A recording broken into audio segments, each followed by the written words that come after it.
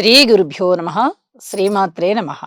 మా భక్తి టీవీని ప్రోత్సహిస్తున్నటువంటి మా ప్రేక్షకులందరికీ ధన్యవాదాలు తెలియజేస్తూ 8 సెప్టెంబర్ 2024 నుంచి 14 సెప్టెంబర్ 2024 వరకు గల కాలానికి రాశి ఫలితాలు ఎలా ఉన్నాయి తెలియచెప్పుకుందాము. ముందుగా గ్రహస్థితులు. వృషభంలో గురువుగారు ఉన్నారు. ఇక మిథునంలో కుజుడు, సింహరాశిలో రవి బుధులు, కన్యరాశిలో శుక్రకేతువులు, తులారాశిలో చంద్రుడు, కుంభరాశిలో వక్రించిన శనిగారు, రాహు వచ్చేసి మీనరాశిలో. గ్రహస్థితులలో వచ్చిన మార్పు వారాంతంలో ఏమిటి అంటే చంద్రుని యొక్క స్థితి మాత్రమే మారి ఉన్నది. వారాంతంలోకి మకర రాశిలోకి వెళ్ళి ఉన్నారు. ఇక మిగతా గ్రహ స్థితులన్నీ అవి ఉన్న రాసుల్లోనే ఇంకా కొనసాగుతూ ఉన్నాయి. వాటి యొక్క పరిమిత కాలం ఇంకా అవ్వలేదన్నమాట. అయితే గ్రహ సమ్మేళనాల యొక్క ఫలితాలు ఏమిటి అంటే రవి బుధుల కలయిక బుధాదిత్య యోగం. పైగా సింహరాశిలో జరిగింది. సింహరాశిలో రవి చాలా బలవంతులుగా ఉంటూ ఉండగా బుధుడు కూడా వచ్చి చేరారు. ఇక్కడ బుధాదిత్య యోగం ఒకటి ఉన్నది. అలాగే శుక్రకేతువుల యొక్క కలయిక కన్యా రాశిలో జరుగుతూ ఉంది. శుక్రకేతు కలయిక కొంచెం వైరాగ్య తత్వము, మనకెందుకులే అనే నిర్లిప్తత, మనం చేయవలసిన పని చేసేసి కామ్గా ఉందాము అనేటటువంటి కొంచెం నిర్లిప్త స్వభావము, ఇలాంటివన్నీ ఉంటూ ఉండడానికి అవకాశం ఉంది. అయితే రాహు గారి దృష్టి ఎప్పుడైతే శుక్రాచార్యుల వారి మీద పడుతూ ఉందో ఇక్కడ కొంచెం విచ్చలవిడితనం పెరుగుతుంది. పైగా శుక్రుడు నీచలో ఉన్నారు. విపరీతమైన శృంగార భావాలు. దానికి తోడు కుజుని యొక్క 4వ దృష్టి కూడా పడుతూ ఉంది. అంటే ఈ పెద్దలకి చెప్పకుండా ఎవరైతే ప్రేమ వ్యవహారాలు నడుపుతూ ఉంటారో అలాంటి వాళ్ళకి కొంచెం ఇబ్బంది. జాగ్రత్తగా ఉండవలసినటువంటి సమయము. పెద్దలకి చెప్దాం ఇంకా అనుకునేటప్పుడు కూడా కాస్త మంచి గ్రహస్థితులు చూసుకోవాలి.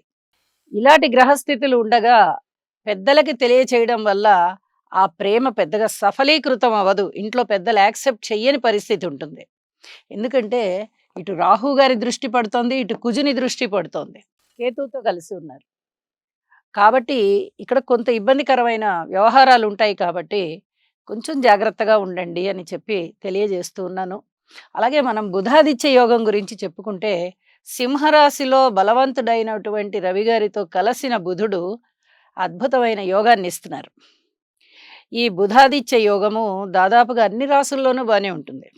స్థాన చలనాన్ని ఇస్తుంది, ఆదాయాన్ని పెంచుతుంది, కీర్తి ప్రతిష్టల్ని ఇస్తుంది, అలాగే ధనయోగాన్ని ఇస్తుంది.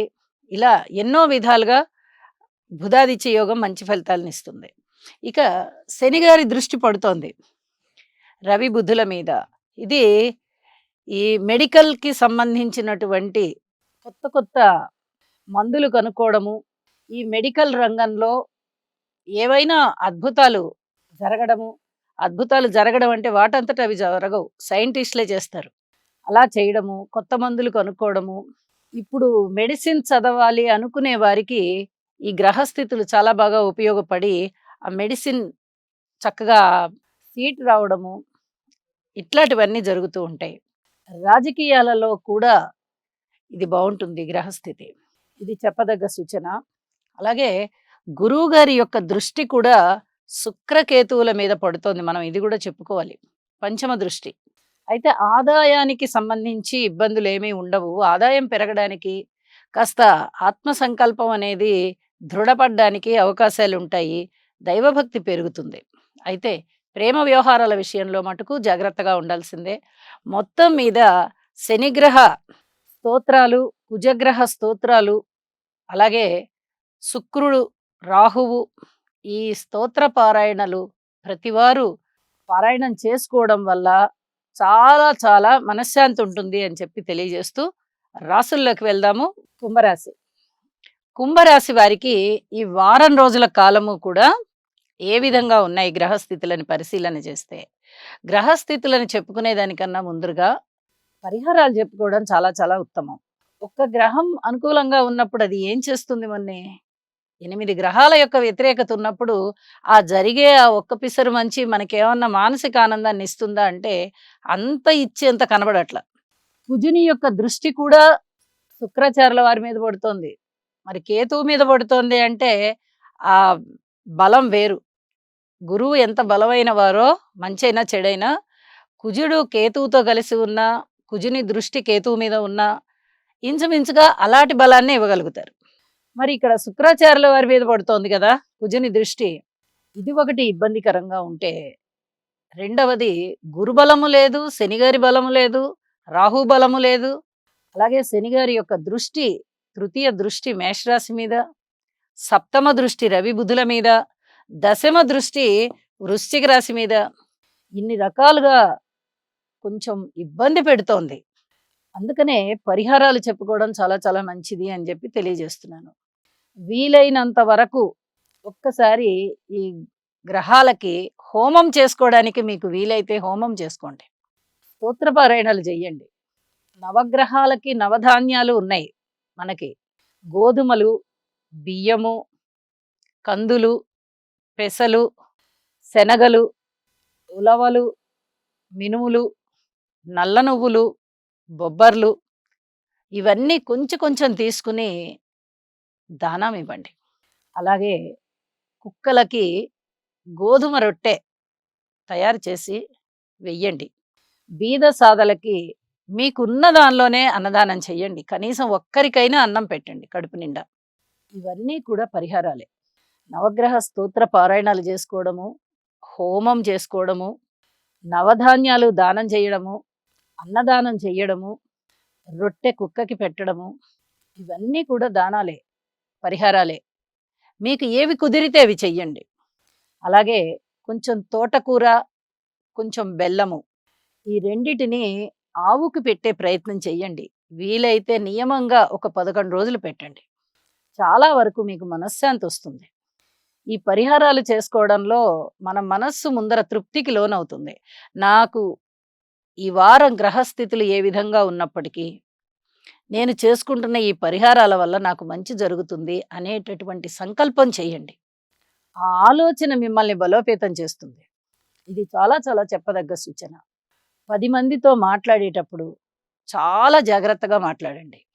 కుటుంబంలో ఐకమత్యం కొరకు ఓర్పు వహించండి. ఏదన్నా తేడా పాడాలున్నట్టయితే చిన్నగా ఒకరికి ఒకరికి చెప్పుకోవడం ప్రారంభించండి. అందరినీ కలిపి కూర్చోబెట్టి ఒకటేసారి చెప్పొద్దు. మీ మాట రాణింపు ఉండదు. ఇది చెప్పదగ్గ సూచన. అలాగే రాజకీయాల విషయంలో లబ్ధి ఉండదు. రాజకీయ నాయకులు జాగ్రత్తగా ఉండాలి. వ్యాపారస్తులు జాగ్రత్తగా ఉండాలి. జీవిత భాగస్వామితో జాగ్రత్తగా ఉండాలి. ప్రతి విషయంలోనూ జాగ్రత్తలే కనిపిస్తున్నాయి. ప్రయాణాల విషయంలో జాగ్రత్తగా ఉండాలి. రుణాల విషయంలో జాగ్రత్తగా ఉండాలి. ఒత్తిడి పెరుగుతుంది మీ మీద రుణం తీర్చమని. ఇంకో చోట అప్పు చేసి ఈ రుణం తీర్చాలి. ఇంకో చోట అప్పు చేసి ఆ రుణం తీర్చాలి. ఇలాంటి పనులు జరిగే అవకాశం కనిపిస్తోంది. మాతృవర్గరీత్యా అనుకూలత కనిపించడం లేదు. పితృవర్గరీత్యా అనుకూలత కనిపించడం లేదు. ఇట్లా అననుకూలమైనటువంటి గ్రహస్థితులు ఉన్న కారణం చేత మీకు పరిహారాలు చెప్పాను. ఆ పరిహారాలలో కొన్నిటిని పాటించి మనశ్శాంతి పెంపొందించుకోవాల్సిందిగా సూచన చేస్తున్నాను. వారాంతంలో చంద్రుని యొక్క స్థితి కూడా వ్యయస్థానంలోకి వచ్చి మరింత మానసిక వేదనకి లోనయ్యే పరిస్థితే కనబడుతోంది. అయితే మీరు ఈ పరిహారాలలో ఏ కొన్ని అయినా పాటించడం వల్ల మీకు మనశ్శాంతి ఉంటుంది అని చెప్పి తెలియజేస్తూ, అన్ని డివిజన్స్ వారు కూడా ఓర్పు కలిగి ఉండండి అని మరొకసారి తెలియజేస్తూ, శనిగారికి ఒక్కసారి తైలాభిషేకం చేయించండి. ఏలినాటి శని ప్రభావం ఉంది కాబట్టి అని చెప్పి తెలియజేస్తూ నమస్కారం.